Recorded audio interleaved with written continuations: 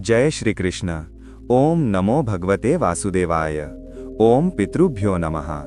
મિત્રો, આપણા પિતૃઓની આત્માની શાંતિ અને મુક્તિ માટે આજે આપણે શ્રીમદ ભગવદ્ ગીતાનો અંતિમ એટલે કે 18મો અધ્યાય સાંભળીશું। શ્રાદ્ધના સમયે ભગવદ્ ગીતાનું પઠન અને શ્રવણ આપણા પિતૃઓને તૃપ્તિ અને શાંતિ પ્રદાન કરે છે। શ્રીમદ ભગવદ્ ગીતાના પાઠથી પિતૃદોષથી મુક્તિ મેળવી શકાય છે। પિતૃપક્ષમાં અત્યાર સુધી આપણે ભગવદ્ ગીતાના 7મા અધ્યાય, 11મા અધ્યાય અને 15મા અધ્યાયનું શ્રવણ કર્યું છે। આ ક્રમમાં હવે આપણે શ્રીમદ ભગવદ્ ગીતાનો અંતિમ અધ્યાય સાંભળીશું, જેનું નામ છે મોક્ષ સંન્યાસ યોગ। આ અધ્યાય 78 શ્લોકોનું અમૃત છે। આ ભગવદ્ ગીતાનો સૌથી મોટો અધ્યાય છે અને તેમાં અનેક વિષયોનું વર્ણન કરવામાં આવ્યું છે।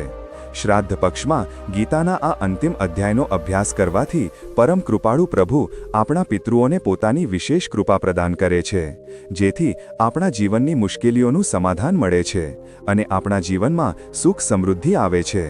મિત્રો, શાસ્ત્રોમાં લખ્યું છે કે પિતૃપક્ષમાં ભગવદ્ ગીતાના 18મા અધ્યાયનું શ્રવણ કરતા પહેલા જો તેના મહાત્મ્યનું પણ શ્રવણ કરવામાં આવે તો તેનાથી મળનારું પુણ્ય અને ફળ અનેક ગણું વધી જાય છે, કારણ કે તેના મહાત્મ્યનું વર્ણન સ્વયં ભગવાન શ્રી હરિ વિષ્ણુજીએ માતા લક્ષ્મીજીને કર્યું હતું। શ્રી નારાયણજી બોલ્યા, હે લક્ષ્મીજી, જેમ સર્વ નદીઓમાં ગંગાજી શ્રેષ્ઠ છે, સર્વ દેવતાઓમાં હરિ, સર્વ તીર્થોમાં પુષ્કર, સર્વ પર્વતોમાં કૈલાસ પર્વત, સર્વ ઋષિઓમાં નારદ અને સર્વ ગાયોમાં કપિલા કામધેનુ ગાય શ્રેષ્ઠ છે, તેમ ગીતાના સર્વ અધ્યાયોમાં 18મો અધ્યાય શ્રેષ્ઠ અને કલ્યાણકારી છે। આનું ફળ સાંભળો। એક સમયે સુમેરુ પર્વત પર દેવલોકમાં દેવરાજ ઇન્દ્ર પોતાની સભા યોજીને બેઠા હતા। ઉર્વશી નૃત્ય કરી રહી હતી અને બધા ખૂબ પ્રસન્નતામાં હતા। તે દરમિયાન ભગવાન શ્રી નારાયણના 4 પાર્ષદો ત્યાં એક ચતુર્ભુજ રૂપ ધારણ કરનાર તેજસ્વી પુરુષ સાથે પ્રગટ થયા અને ઇન્દ્રને આદેશ આપ્યો કે તું આસન પરથી ઉઠ અને આ દિવ્ય પુરુષને અહીં બેસવા દે। આ જોઈને બધા દેવતાઓ આશ્ચર્યચકિત થઈ ગયા। ઇન્દ્રે પ્રણામ કરીને તે તેજસ્વી પુરુષને આદરપૂર્વક પોતાનું આસન આપ્યું, પરંતુ તેઓ મનમાં વિચારવા લાગ્યા। ઇન્દ્રે પોતાના ગુરુ બૃહસ્પતિને પૂછ્યું, ગુરુવર, તમે ત્રિકાળદર્શી છો, તમે જ કહો, આ પુરુષે એવું કયું પુણ્ય કર્યું છે જેથી તે ઇન્દ્રાસનનો અધિકારી બન્યો છે? મારા જ્ઞાનમાં તો આણે કોઈ યજ્ઞ, દાન, વ્રત કે તીર્થ નિર્માણ નથી કર્યું, ન તો આણે તળાવ ખોદાવ્યું, ન મંદિર બનાવ્યું, ન કોઈને અભયદાન આપ્યું, તો પણ આ ઇન્દ્રાસનનો અધિકારી કેવી રીતે બન્યો? બૃહસ્પતિજીએ કહ્યું, રાજન, આનું રહસ્ય ફક્ત ભગવાન શ્રી નારાયણ જ બતાવી શકે છે। ચાલો આપણે બધા તેમની પાસે જઈએ। ત્યારે ઇન્દ્ર, બૃહસ્પતિ અને અન્ય દેવતાઓ શ્રી નારાયણજી પાસે પહોંચ્યા અને દંડવત પ્રણામ કરીને પ્રાર્થના કરી, હે સ્વામી, હે ભક્તરક્ષક, તમારા 4 પાર્ષદોએ એક ચતુર્ભુજ રૂપ ધારણ કરનાર તેજસ્વી પુરુષને લાવીને મારા આસન પર બેસાડ્યો છે। હું નથી જાણતો કે તેણે કયા પુણ્ય કર્યા છે। મેં અનેક અશ્વમેધ યજ્ઞો કર્યા, ત્યારે જઈને તમે મને ઇન્દ્રાસનનો અધિકારી બનાવ્યો, પરંતુ આ પુરુષ તો કોઈ યજ્ઞ કે દાનનો અધિકારી દેખાતો નથી। આ મને ખૂબ આશ્ચર્યજનક લાગે છે। કૃપા કરીને તમે તેના વિશે જણાવો કે આણે કયું પુણ્ય કર્યું છે? ભગવાન શ્રી નારાયણ હસતા હસતા બોલ્યા, હે દેવરાજ, તું ચિંતા ન કર, આ પુરુષે નિશ્ચિત રૂપે અત્યુત્તમ પુણ્ય કર્યું છે। તેનો નિયમ હતો કે તે નિત્ય સ્નાન કરીને શ્રીમદ ભગવદ્ ગીતાના 18મા અધ્યાયનો પાઠ કરતો હતો, પરંતુ તેના મનમાં ભોગોની તૃષ્ણા બાકી હતી। જ્યારે તેનું શરીર ત્યાગ થયું ત્યારે મેં જ આદેશ આપ્યો કે હે પાર્ષદો, તમે પહેલા આને લઈ જઈને ઇન્દ્રલોકના સુખોનો ભોગ કરાવો। જ્યારે તેનું મનોરથ પૂરું થઈ જાય ત્યારે તેને મારી સર્વોચ્ચ મુક્તિ સુધી પહોંચાડો। આ જ કારણે તેને સીધો ઇન્દ્રલોક લઈ આવવામાં આવ્યો। આ રીતે તે પુરુષે થોડા કાળ સુધી ઇન્દ્રલોકના સુખોનો ભોગ ભોગ્યો અને પછી તે ભગવાન શ્રી નારાયણજીની સર્વોચ્ચ મુક્તિ પ્રાપ્ત કરીને વૈકુંઠ પહોંચ્યો। ભગવાન શ્રી નારાયણે આગળ કહ્યું, હે લક્ષ્મીજી, 18મા અધ્યાયના નિત્ય પાઠનું આ મહાત્મ્ય છે। જે ભક્ત આનું પાઠ કરે છે તેને ઇન્દ્રલોકની પ્રાપ્તિ થાય છે અને અંતે ભગવાનની કૃપાથી મોક્ષનો અધિકારી બને છે। ઓમ નમો ભગવતે વાસુદેવાય। મિત્રો, એવું કહેવાય છે કે જે વ્યક્તિ પિતૃપક્ષના 16 દિવસો સુધી તર્પણ, શ્રાદ્ધ વગેરે ન કરી શકે, તેમણે આ દરમિયાન પોતાના પિતૃઓની શાંતિ માટે ગીતાના 18મા અધ્યાયનું પાઠ અવશ્ય કરવું જોઈએ અને તેનું ફળ પિતૃઓને સમર્પિત કરવું જોઈએ। તો ચાલો મિત્રો, હવે આપણે શ્રીમદ્ ભગવદ્ ગીતાનો 18મો અધ્યાય સાંભળીએ. શ્રીમદ્ ભગવદ્ ગીતા 18મો અધ્યાય મોક્ષ સંન્યાસ યોગ. આ અધ્યાયમાં અર્જુન સંન્યાસ અને ત્યાગના સંબંધમાં પ્રશ્નો પૂછે છે.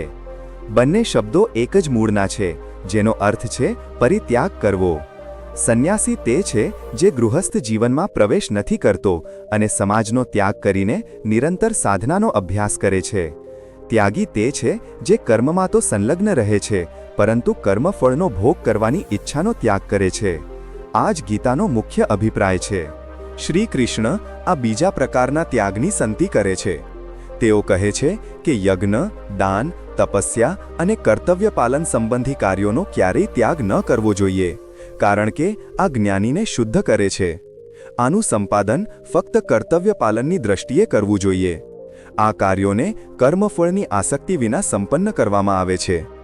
આ અધ્યાયના પ્રથમ શ્લોકમાં અર્જુને કહ્યું, હે મહાબાહુ, હું સંન્યાસ અને ત્યાગના સંબંધમાં જાણવા ઈચ્છું છું. હે કેશનિષૂદન, હે ઋષિકેશ, હું બંને વચ્ચેનો ભેદ પણ જાણવા ઈચ્છું છું.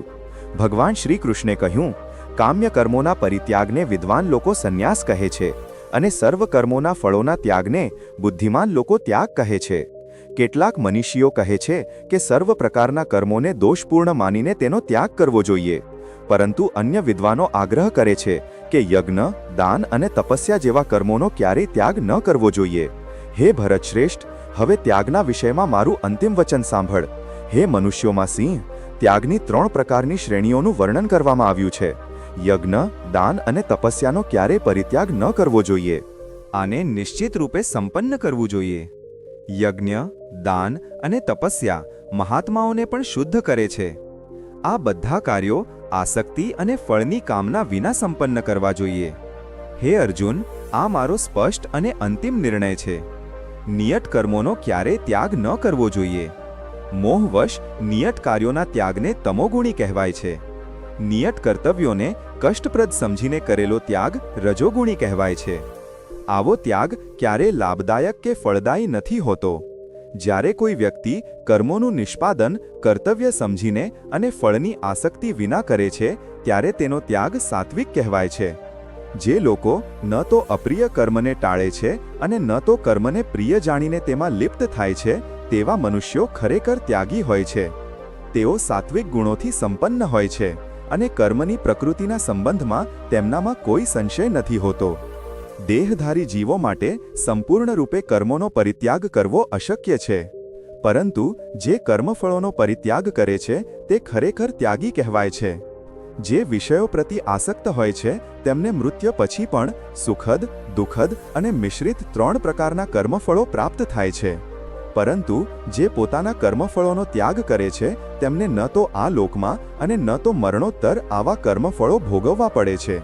હે અર્જુન, હવે મારી પાસેથી સાંખ્ય દર્શનના સિદ્ધાંત અનુસાર કર્મોને સંપૂર્ણ કરવામાં 5 હેતુઓને સમજ. તે આ બોધ કરાવે છે કે કર્મોના ફળોને કેવી રીતે નિયંત્રિત કરવું.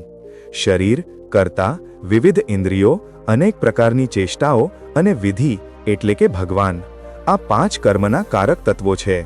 શરીર, મન કે વાણીથી જે પણ કાર્ય સંપન્ન થાય છે, ભલે તે ઉચિત હોય કે અનુચિત, તેના આ 5 સહાયક કારકો છે. જે આને નથી સમજતા અને ફક્ત આત્માને જ કર્તા માને છે, તે વસ્તુઓને તેના વાસ્તવિક રૂપમાં નથી જોઈ શકતા. જે કર્તાપણાના અહંકારથી મુક્ત હોય છે અને જેમની બુદ્ધિ મોહગ્રસ્ત નથી, તે જીવોને મારતા હોવા છતાં ન તો જીવોને મારે છે અને ન તો કર્મોના બંધનમાં પડે છે. જ્ઞાન, જ્ઞેય અને જ્ઞાતા આ કર્મને પ્રેરિત કરનારા 3 કારકો છે. કરણ, કર્મ અને કર્તા આ કર્મના 3 ઘટકો છે. સાંખ્ય દર્શનમાં જ્ઞાન, કર્મ અને કર્તાની 3 શ્રેણીઓનો ઉલ્લેખ કરવામાં આવ્યો છે અને તે મુજબ પ્રકૃતિના 3 ગુણો અનુસાર તેનો ભેદ નિરૂપિત કરવામાં આવ્યો છે. જે જ્ઞાન દ્વારા વ્યક્તિ સર્વ જીવોમાં એક અવિભાજિત, અવિનાશી સત્તાને જુએ છે, તેને સાત્વિક જ્ઞાન કહેવાય છે. જે જ્ઞાન દ્વારા કોઈ મનુષ્ય ભિન્ન ભિન્ન શરીરોમાં અનેક જીવંત પ્રાણીઓને પૃથક પૃથક અને અસંબદ્ધ રૂપે જુએ છે, તેને રાજસી માનવામાં આવે છે. જે જ્ઞાનમાં મનુષ્ય એવી ધારણા રાખે છે કે તે સંપૂર્ણના સદૃશ છે અને જે જ્ઞાન ન તો કોઈ કારણ કે સત્ય પર આધારિત હોય, તેને તામસિક જ્ઞાન કહેવાય છે. જે કર્મશાસ્ત્રો અનુસાર હોય રાગ અને દ્વેષની ભાવનાથી રહિત હોય અને ફળની કામના વિના સંપન્ન કરવામાં આવે તે સત્વગુણ પ્રકૃતિનું હોય છે. જે કાર્ય સ્વાર્થની સિદ્ધિથી પ્રેરિત હોય, અભિમાન અને તણાવગ્રસ્ત હોય તે રજોગુણી પ્રકૃતિના હોય છે. જે કાર્ય મોહવશ અને પોતાની ક્ષમતાનું આકલન, પરિણામ, હાનિ અને બીજાની ક્ષતિ પર વિચાર કર્યા વિના આરંભવામાં આવે તે તમોગુણી કહેવાય છે. જે અહંકાર અને મોહથી રહિત હોય, ઉત્સાહ અને દ્રઢ નિશ્ચયથી યુક્ત હોય તેવા કર્તાને સાત્વિક કહેવાય છે. જ્યારે કોઈ કર્તા કર્મફળની લાલસા, લોભ, હિંસક પ્રવૃત્તિ, અશુદ્ધતા, હર્ષ અને શોકથી પ્રેરિત હોય તેને રજોગુણી કહેવાય છે. જે કર્તા અનુશાસનહીન, અશિષ્ટ, હઠી, કપટી, આળસુ અને નિરાશ હોય અને ટાળમટોળ કરે તે તમોગુણી કહેવાય છે. હે અર્જુન, હવે હું પ્રકૃતિના 3 ગુણો અનુસાર તને વિવિધ પ્રકારની બુદ્ધિ અને વૃત્તિના વિષયમાં વિસ્તારથી જણાવું છું, તે સાંભળ. હે પૃથાપુત્ર, જે બુદ્ધિ દ્વારા જાણવામાં આવે છે કે શું ઉચિત છે અને શું અનુચિત છે, શું કર્તવ્ય છે અને શું અકરણીય છે, કયાથી ભયભીત થવું જોઈએ અને કયાથી ન થવું જોઈએ, અને શું બંધનમાં નાખે છે અને શું મુક્તિ આપે છે, તે બુદ્ધિ સાત્વિક છે. હે પાર્થ, જે બુદ્ધિ ધર્મ અને અધર્મ તેમજ ઉચિત અને અનુચિત આચરણનો ભેદ કરવામાં ભ્રમિત રહે છે તે રાજસિક કહેવાય છે. જે બુદ્ધિ અંધકારથી આચ્છાદિત હોય, અધર્મમાં ધર્મ અને અસત્યમાં સત્યની કલ્પના કરે તે તામસિક પ્રકૃતિની હોય છે. જે ધૃતિ યોગથી વિકસે છે અને જે મન, પ્રાણ શક્તિ અને ઇન્દ્રિયોને સ્થિર રાખે છે તેને સાત્વિક ધૃતિ એટલે કે સંકલ્પ કહેવાય છે.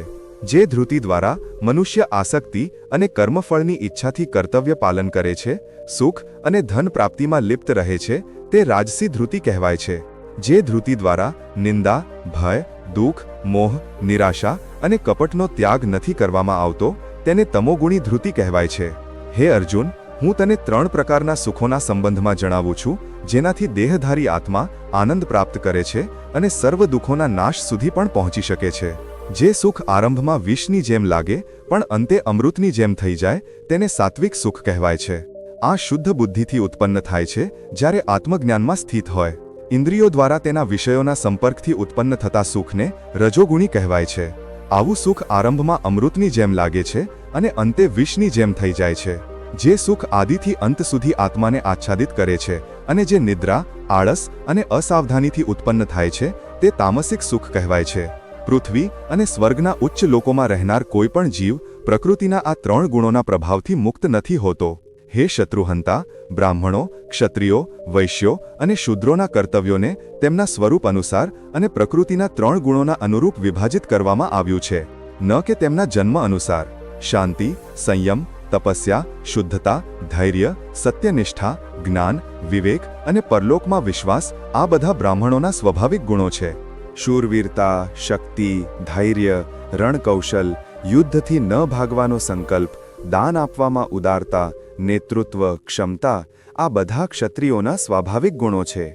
કૃષિ, ગોપાલન, દૂધ ઉત્પાદન અને વ્યાપાર વૈશ્ય લોકોના સ્વાભાવિક કાર્યો છે. શૂદ્રોનું શ્રમ અને સેવા સ્વાભાવિક કર્મ છે. પોતાના સ્વાભાવિક કર્તવ્યોનું પાલન કરવાથી મનુષ્ય પૂર્ણતા પ્રાપ્ત કરી શકે છે. હવે મારી પાસેથી સાંભળ કે નિર્ધારિત કર્તવ્યોનું પાલન કરતા મનુષ્ય કેવી રીતે પૂર્ણતા પ્રાપ્ત કરે છે. પોતાના સ્વાભાવિક વૃત્તિનું નિર્વહન કરતા તે સૃષ્ટા ભગવાનની ઉપાસના કરે, જેનાથી સર્વ જીવો અસ્તિત્વમાં આવે છે અને જેના દ્વારા આખું બ્રહ્માંડ પ્રગટ થાય છે. આ રીતે પોતાના કર્મોને સંપન્ન કરતા મનુષ્ય સરળતાથી સિદ્ધિ પ્રાપ્ત કરી શકે છે. પોતાના ધર્મનું પાલન ખામીયુક્ત રીતે કરવું અન્યના કાર્યોને યોગ્ય રીતે કરવા કરતાં વધુ શ્રેષ્ઠ છે. પોતાના સ્વાભાવિક કર્તવ્યોનું પાલન કરવાથી મનુષ્ય પાપ અર્જિત નથી કરતો. કોઈએ પણ પોતાના સ્વાભાવિક કર્તવ્યોનો પરિત્યાગ ન કરવો જોઈએ, ભલે તેમાં દોષ હોય. હે કુંતીપુત્ર, ખરેખર સર્વ પ્રકારના કર્મો કંઈક ને કંઈક બુરાઈથી આવૃત હોય છે, જેમ આગ ધુમાડાથી ઢંકાયેલી હોય છે. જેમની બુદ્ધિ હંમેશા અનાસક્ત રહે છે, જેમણે પોતાના મનને વશમાં કર્યું છે, જે વૈરાગ્યના અભ્યાસ દ્વારા કામનાઓથી મુક્ત થઈ જાય છે, તે કર્મથી મુક્તિ પ્રાપ્ત કરે છે. હે અર્જુન, હવે હું તને સમજાવું કે જે સિદ્ધિ પ્રાપ્ત કરી ચૂક્યો છે તે પણ દૃઢતાથી દિવ્ય જ્ઞાનમાં સ્થિત થઈને કેવી રીતે બ્રહ્મને પણ પામી શકે છે. મારી પાસેથી સંક્ષેપમાં સાંભળ. કોઈ પણ મનુષ્ય બ્રહ્મને પ્રાપ્ત કરી શકે છે જ્યારે તે વિશુદ્ધ બુદ્ધિ અને દૃઢતાથી ઇન્દ્રિયોને સંયમમાં રાખે છે, શબ્દ અને અન્ય વિષયોનો પરિત્યાગ કરે છે, રાગ અને દ્વેષને દૂર રાખે છે.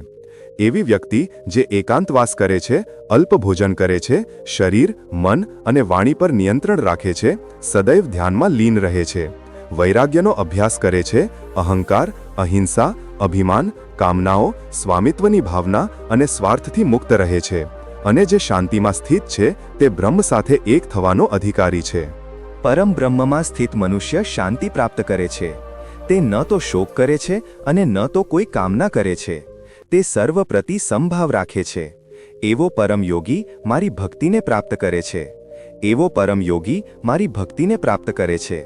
મારી પ્રેમમય ભક્તિ દ્વારા જ કોઈ મને વાસ્તવિક રૂપમાં જાણી શકે છે.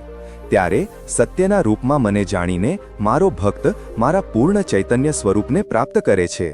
મારા ભક્તો સર્વ પ્રકારના કાર્યો કરતા હોવા છતાં મારી પૂર્ણ શરણ ગ્રહણ કરે છે અને તેઓ મારી કૃપાથી મારો નિત્ય અને અવિનાશી ધામ પ્રાપ્ત કરે છે. તમારા સર્વ કર્મો મને સમર્પિત કરો અને મને જ તમારું લક્ષ્ય માનો. બુદ્ધિયોગનો આશ્રય લઈને તમારી ચેતનાને સદૈવ મારામાં લીન રાખો. જો તમે સદૈવ મારું સ્મરણ કરો છો તો મારી કૃપાથી તમે સર્વ મુશ્કેલીઓ અને અવરોધોને પાર કરી શકશો. જો તમે અભિમાનને કારણે મારા ઉપદેશને નહીં સાંભળો તો તમારો વિનાશ થશે. જો તમે અહંકારથી પ્રેરિત થઈને વિચારો કે હું યુદ્ધ નહીં લડું તો તમારો નિર્ણય નિરર્થક થઈ જશે. તમારો સ્વાભાવિક ક્ષત્રિય ધર્મ તમને યુદ્ધ લડવા માટે વિવશ કરશે. હે અર્જુન, મોહવશ જે કર્મને તમે નથી કરવા ઈચ્છતા તે તમે તમારી પ્રવૃત્તિથી બાધ્ય થઈને કરશો. હે અર્જુન, પરમાત્મા સર્વ જીવોના હૃદયમાં નિવાસ કરે છે. તેમના કર્મો અનુસાર તે માયા દ્વારા નિર્મિત યંત્ર પર સવાર આત્માઓને નિર્દેશિત કરે છે. હે ભારત, પૂર્ણ અનન્ય નિષ્કામ ભાવથી ફક્ત તેની શરણ ગ્રહણ કરો. તેની કૃપાથી તમે પૂર્ણ શાંતિ અને તેના નિત્યધામને પ્રાપ્ત કરશો. આ રીતે મેં તમને આ જ્ઞાન સમજાવ્યું જે સર્વ ગુહ્યોમાંથી ગુહ્યતર છે. આના પર ગહનતાથી વિચાર કરો અને પછી તમે જેવું ઈચ્છો તેવું કરો. જે આ અતિ ગુહ્ય જ્ઞાનને મારા ભક્તોને આપે છે તે અતિ પ્રિય કાર્ય કરે છે. તે નિસ્સંદેહ મારા ધામને આવશે. કોઈ પણ મનુષ્ય તેમનાથી વધુ મારી સેવા નથી કરતો અને આ પૃથ્વી પર મને તેમનાથી વધુ પ્રિય ન તો કોઈ છે ન તો હશે. અને હું આ ઘોષણા કરું છું કે જે આપણા પવિત્ર સંવાદનો અભ્યાસ કરશે તે જ્ઞાનના સમર્પણ દ્વારા પોતાની બુદ્ધિ દ્વારા મારી પૂજા કરશે. આવું મારું મત છે. જે શ્રદ્ધાયુક્ત અને દ્વેષરહિત હોય તેવા આ જ્ઞાનને સાંભળે છે તે પણ પાપોથી મુક્ત થાય છે અને મારા પવિત્ર લોકોને પ્રાપ્ત કરે છે જ્યાં પુણ્યાત્માઓ નિવાસ કરે છે. હે પાર્થ, શું તે એકાગ્રચિત્ત થઈને મને સાંભળ્યું? હે ધનંજય, શું તમારું અજ્ઞાન અને મોહ નષ્ટ થયું? અર્જુને કહ્યું, હે અચ્યુત, તમારી કૃપાથી મારો મોહ નષ્ટ થયો છે. હવે હું જ્ઞાનમાં સ્થિત છું. હું સંશયથી મુક્ત છું અને હું તમારી આજ્ઞાઓ અનુસાર કર્મ કરીશ.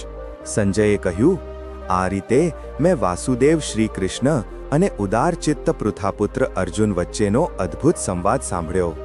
આ એટલો રોમાંચકારી સંદેશ છે કે તેનાથી મારા શરીરના રોમાંચ થઈ ગયા છે. વેદવ્યાસજીની કૃપાથી મેં આ પરમ ગુહ્ય યોગને સાક્ષાત યોગેશ્વર શ્રી કૃષ્ણ પાસેથી સાંભળ્યું. હે રાજન, જ્યારે જ્યારે હું પરમેશ્વર શ્રી કૃષ્ણ અને અર્જુન વચ્ચે થયેલા આ ચકિત કરનાર અદ્ભુત સંવાદનું સ્મરણ કરું છું ત્યારે ત્યારે હું પુનઃ હર્ષિત થાય છું.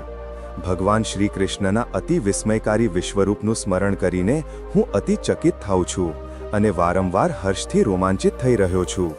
જ્યાં યોગના સ્વામી શ્રી કૃષ્ણ અને શ્રેષ્ઠ ધનુર્ધર અર્જુન છે ત્યાં નિશ્ચિત રૂપે અનંત ઐશ્વર્ય, વિજય, સમૃદ્ધિ અને નીતિ હોય છે.